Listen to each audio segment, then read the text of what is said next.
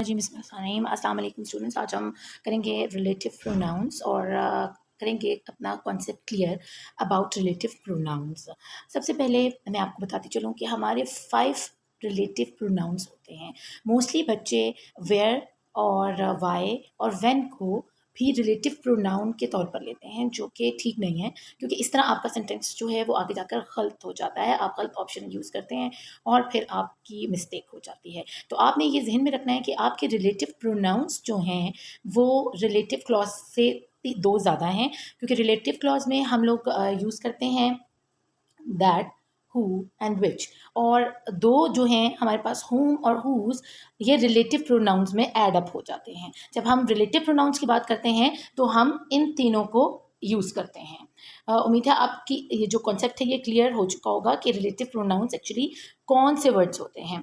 अब नेक्स्ट हमारे पास जो चीज़ है वो मैं आपको बताना चाहूँगी कि रिलेटिव एडवर्ब्स को, जैसे मैंने आपको पहले बताया कि हम व्हेन, वेयर और व्हाई को भी रिलेटिव प्रोनाउन में काउंट करते हैं, जबकि ये रिलेटिव एडवर्ब्स होते हैं।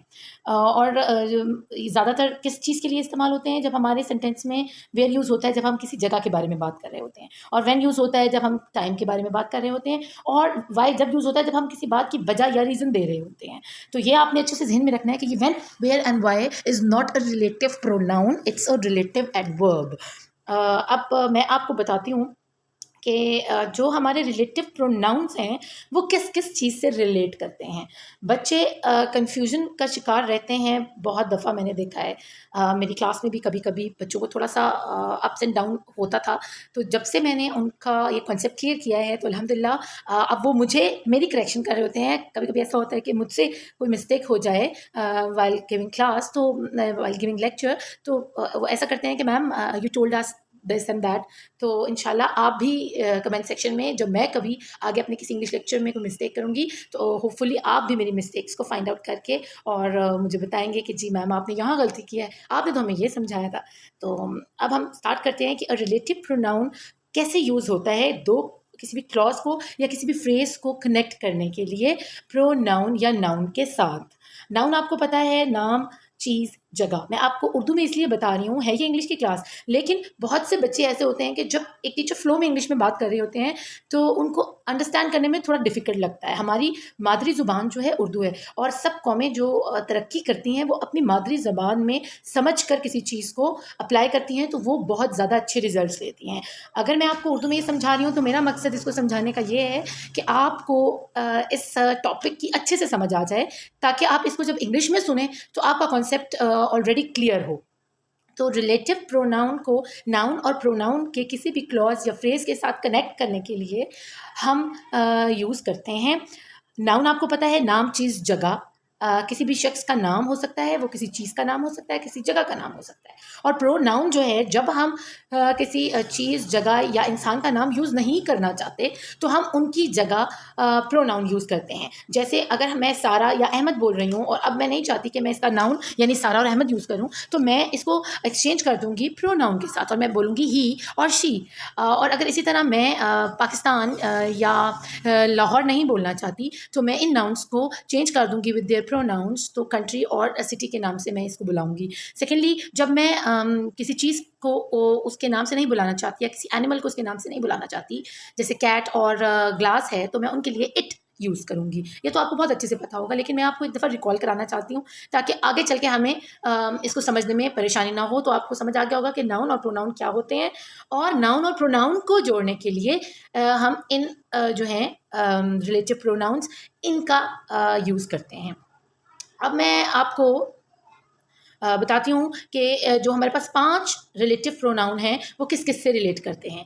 हु आप हमेशा कहाँ यूज़ करेंगे जब आप किसी इंसान की बात कर रहे हैं, वो ही है या शी है, मेल है या फीमेल है। हुम आप यूज़ करेंगे लोगों के लिए, लेकिन वहाँ पर यूज़ करेंगे जहाँ पर प्रोनाउन की जगह पर, यानी प्रोनाउन ही शी की जगह पर हिम, हर, अस, मी यूज़ या देम यूज़ हुआ होगा। तो आपने अच्छे से याद रखना है कि जब भी आप हुम को यूज़ करते हैं पीपल के लिए, तो आप देखते हैं कि आपके प्रोनाउन के प्लेस में, यानी सेकंड क्लॉज में जब आप सेकंड सेंटेंस में जाते हैं तो वहाँ आपने चेक कर लेना है कि वहाँ पर हिम, हर, देम, अस, मी ना लिखा हुआ। अगर लिखा हुआ है तो आप वहाँ पर हुम यूज़ करेंगे।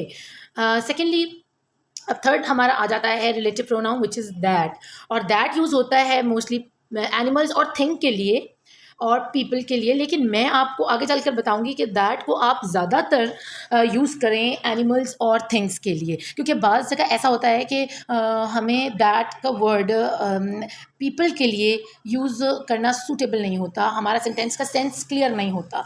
तो आपने कोशिश करनी है कि दैट को जहाँ भी एनिमल और थिंग्स की बात हो रही हो, आपने वहाँ इसको यूज़ करना, क्योंकि बाज़ दफ़ा ऐसा होता है कि बच्चे जो हैं वो पीपल के साथ दैट तो यूज़ कर रहे होते हैं, लेकिन वो सेंस क्लियर नहीं हो रहा होता और वो कंफ्यूज होकर वहाँ पर विच लगा देते हैं या कुछ और कोई और हमारा रिलेटिव प्रोनाउन यूज़ कर लेते हैं, जो कि कम्प्लीटली उनको स्पॉइल कर देता है उनके सेंटेंस को। तो ये मैं आगे चल के भी आपको समझाऊंगी कि आपने दैट को कहाँ कहाँ आपको समझ होनी चाहिए कि आपने कहाँ उनको यूज़ करना है।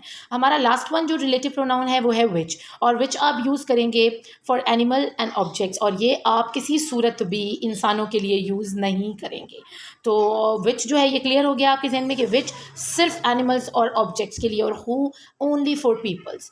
तो अब हम अपनी नेक्स्ट स्लाइड की तरफ जाने से पहले ये एक सेंटेंस मैंने नीचे है जो जिसको मैं आपको डिस्क्राइब कर दूं।